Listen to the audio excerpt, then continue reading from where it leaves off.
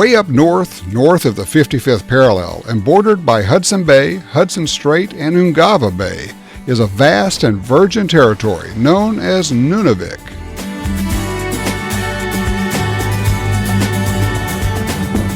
On today's Peterson's Hunting Adventures, technical editor Dick Metcalf and Federal's Mike Halloran will venture into northern Quebec with Arctic Adventures to a camp strategically located where the migrations overlap during hunting season.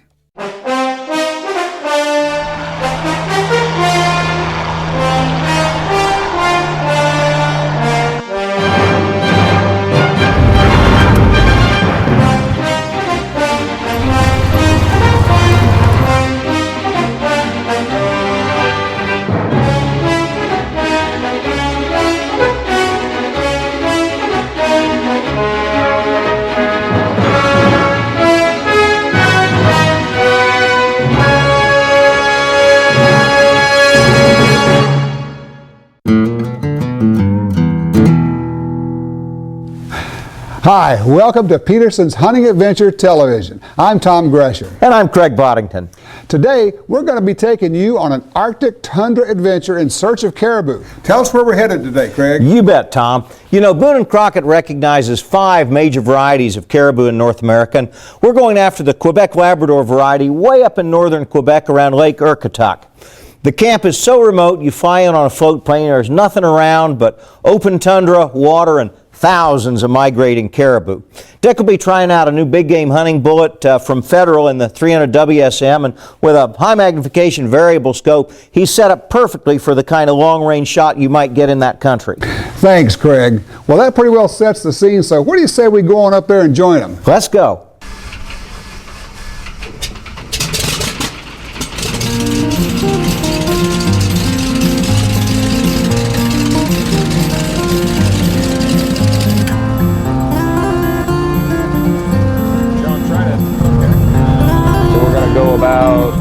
What they say, about 100 miles west of town here to the camp.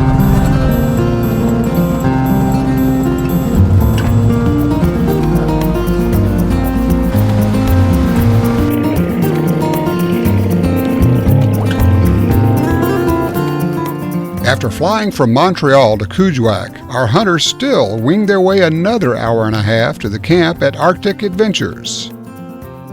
Located more than 100 miles into the Inuit territory of northern Quebec, Arctic Adventure sits in a landscape which, from the air, resembles a mosaic work of art.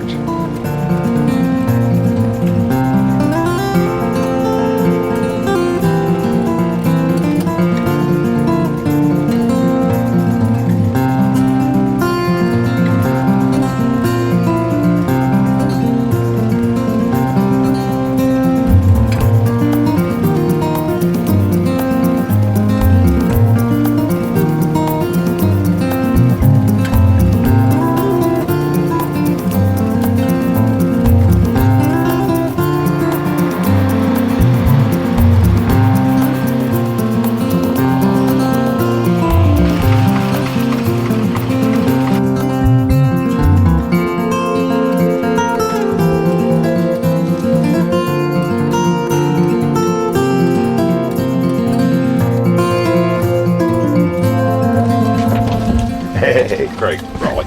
Dick Metcalf, pleasure to meet you. What a place. Mike Halloran, Mike. Craig Raleigh, pleasure to meet you. Mike Halloran, pleasure to meit you. Hey, I love that landing. Oh, it was beautiful. Yeah. What a great job. Very good. The staff from Arctic Adventures haul supplies to camp. As the pilot heads back to Kuujjuaq, Mike and Dick chat with Craig Brawley to learn more about the camp.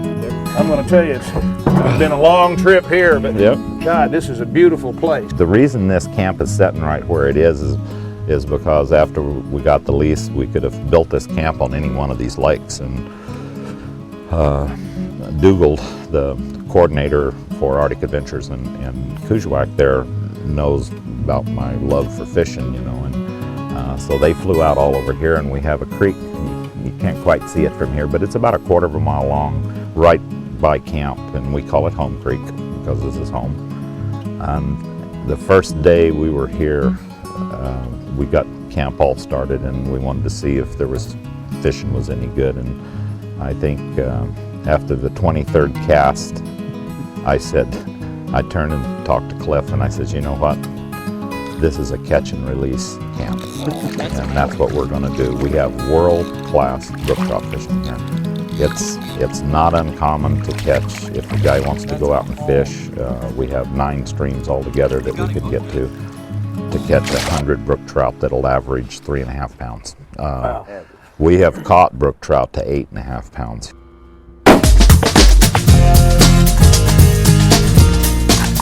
Mike and Dick head to the range after this.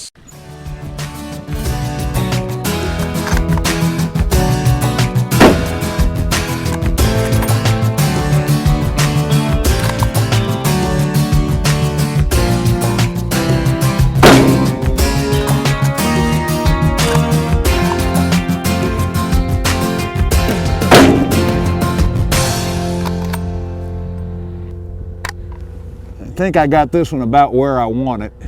Well, let's walk down there and take a look. Wow, great 3-shot group. Yeah, that's just about an inch. This target's 100 yards. An inch, 100 yards is just what this rifle ought to be able to do. What's your zero distance? Well, actually, this is printing just 4 inches high at 100, which will give you essentially a 300-yard zero with this load. So I set this thing to shoot 4 inches high at 100, and the kill zone on a caribou is about 1 foot in diameter. That's the heart-lung zone diameter, just about that animal right up there. So if I sight in to hit 4 inches high at 100, I'm never going to be any more than about 5 inches high or 5 inches low of that aiming point, anywhere from the muzzle all the way out to 350, so I don't have to worry about holdover. Well, flying in, I noticed I could see as we circled around several places where it looks like you have boats. So you use the lakes and waterways as transportation yourselves. We have all of these areas out here are basically reasonably 10 miles by 10 miles is where we hunt. I mean, there's no roads, so that's either walking or go by boat.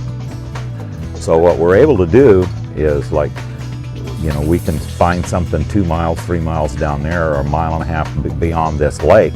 We have a boat stationed on that lake, so we find animals moving on those hills down there, so we grab clients and we go take the canoe, walk 100 yards over the little ridge, get in the next boat, and go. So, But I'm thinking that our best shot is going to be I'm thinking more That way?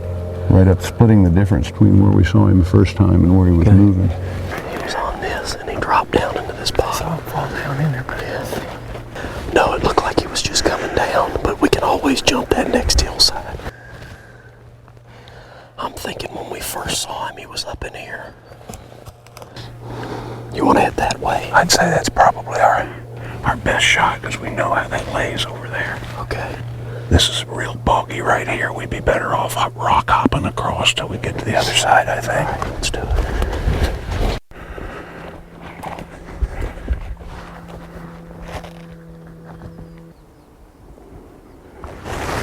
We got a den in there. He's standing right there. He's standing there coming toward us. I see the tops of his horns. If you'll go just to the right of that and a little bit back towards us, he's right on that little hillside going down the hill. He just dropped off. I can still see the top of his horns, and he's coming down this way. So we can pinch him right down here at the corner of the lake. Well, let's get the move on. I'll practice a sight picture on this little guy. Okay. They sure are pretty. He is pretty. Next year he'll be just about right. It's amazing how curious they are. They just keep coming closer. Well, we're not natural predators for them. They, if we were wolves, they'd be running, but they don't recognize us as predators. Yeah, they don't have, most of them probably have never seen a human. You're right. You're right. I mean, these guys are only 1.5 years old, maybe 2. Boy, that last one, I think that last one's really going to be a nice one in a year or so. We'll come back and see you next year. That's it. Cool.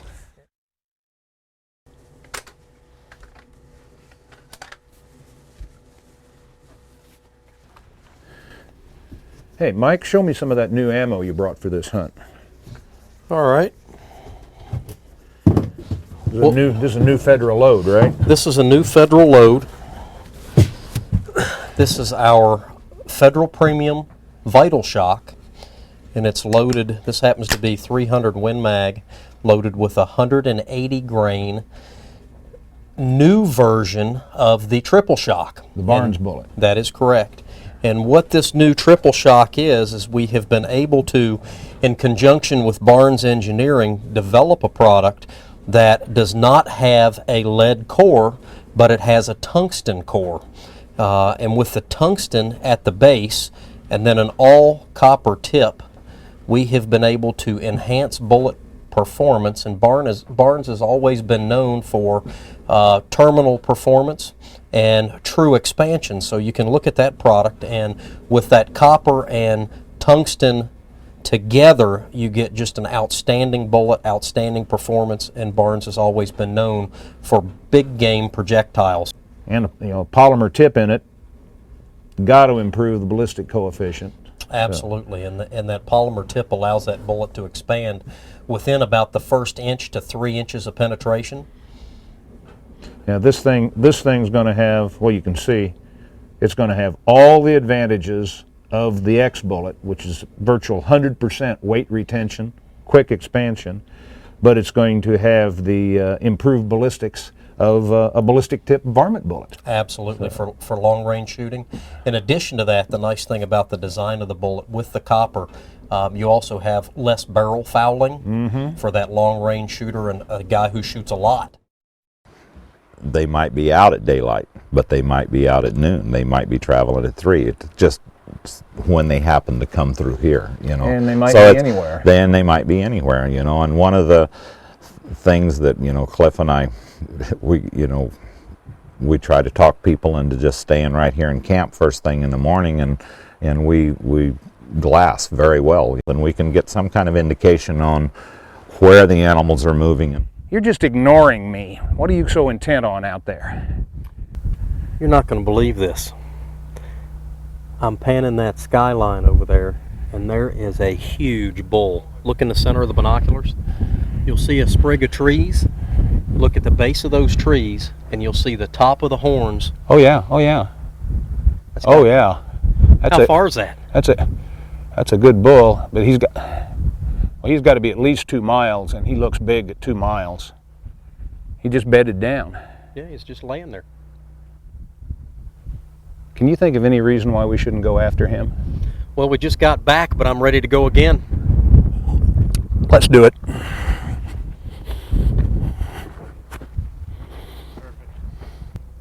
With this wind in our favor and some cover, I think we can. Well, the wind is just perfect, and he's been bedded down there. I don't think he's in any hurry to move right now. No. We just got to make time and not let him see us when we get up close. Yep. He looks pretty good to be 2 miles away. I would agree. Looks like a great bull. I'm glad I've been doing my exercises. I wished I'd been doing my exercises. Dick and Mike spotted a large bull Watch you while step glassing across these from camp rocks. and are now trying to cover the All right, 2 go. miles separating them from the bedded bull. One in, one gun down. You get to pull, I'll hold the rifles. You got it. We need to decide who's going to get to shoot the bull. I got both the guns. Okay. You get to shoot first. All right. All right, switch mount, let's roll. Let's book it.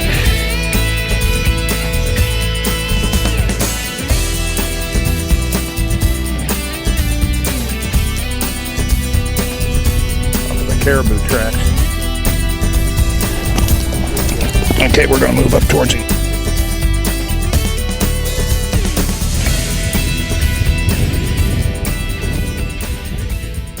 He's got his head down feeding. Let's go. Keep moving. Head up. He's looking. He's keeping moving left.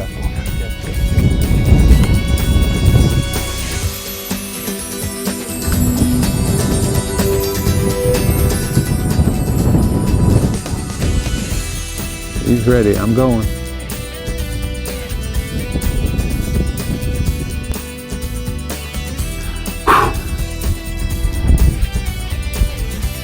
Stop one step, buddy. Going. Oh, you hit him hard. He's doing the dance. You got him. You got him. He's going down.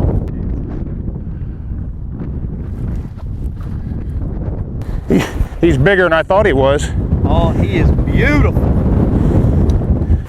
Beautiful animal. Look at the coloration of the horns. Nice wide. Cool. What a day. What a day. Doesn't get any better than this. Because of the caribou diet, it's particularly important to field dress caribou quickly after they go down. And it looks like we might be getting out just ahead of the edge of winter too.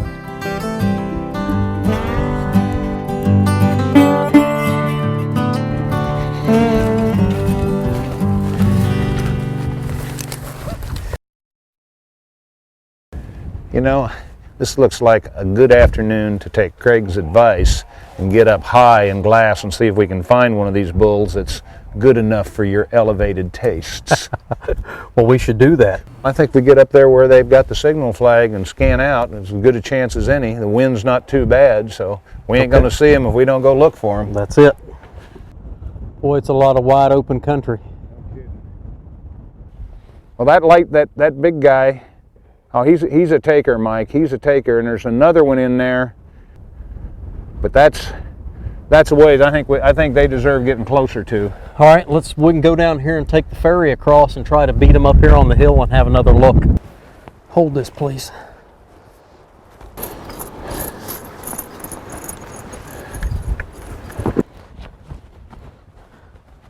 You can see those big uppers through the binoculars now. Yeah. Well, I think we need to get some cover. Yeah, let's move Get over here by these rocks. Get over these rocks. We get up a little bit closer, and then Look at the one. Look at the one right next to him. His velvet shedding off. See how bloody he is? Yeah, he's losing his velvet in a hurry. It's just dangling in strips. Why don't you make it to those rocks over there? You go first, and I'll watch them. Okay. And as soon as you get under cover, I'll follow you.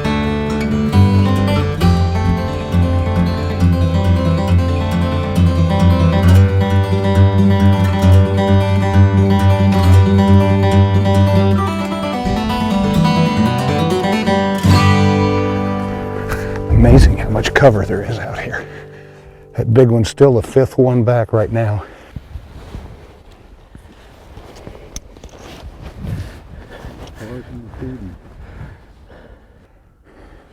I got him, man. Does he look good? Yeah. Just stay on him. They're getting closer they're getting closer all the time. They're going to pass by. He's only going to be 225 yards out. Okay. Just wait it out. It's a nice one. Look at the difference in the coloration of the horns and of the coats. That's a good group of bulls. Okay, he's in the clear now. I'm on him. He's You got in the him? clear. Take him. He's yours.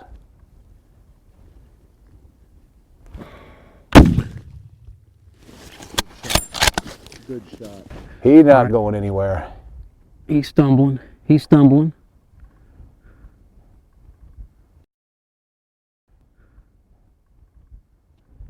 He's down. Look at that right. splash. Look at that splash. All right. All right. Good shot. Good shot. Thanks, Dick. That's a good one. Man, what a bull. We called that right. Yep. Using these rocks to hide behind to get into position. I'd rather be lucky than good any day. What a beauty. Unbelievable. What a beauty.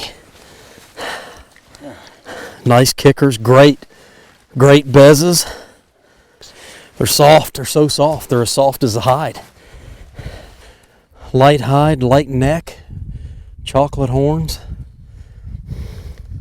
Definitely a day to remember. Hey, hunting in the Arctic. And a beautiful sunset.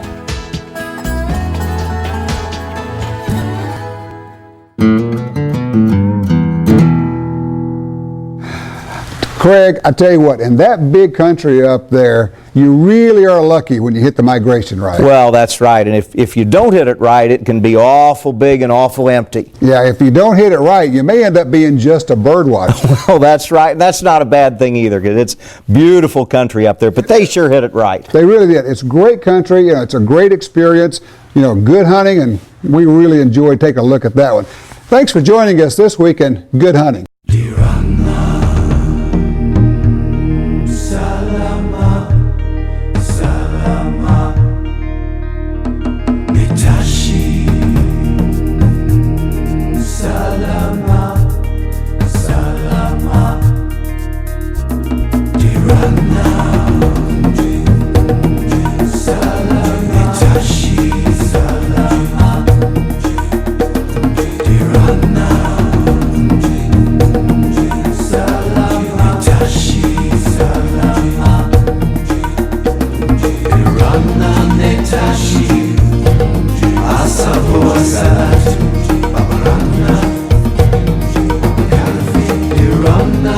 Tashi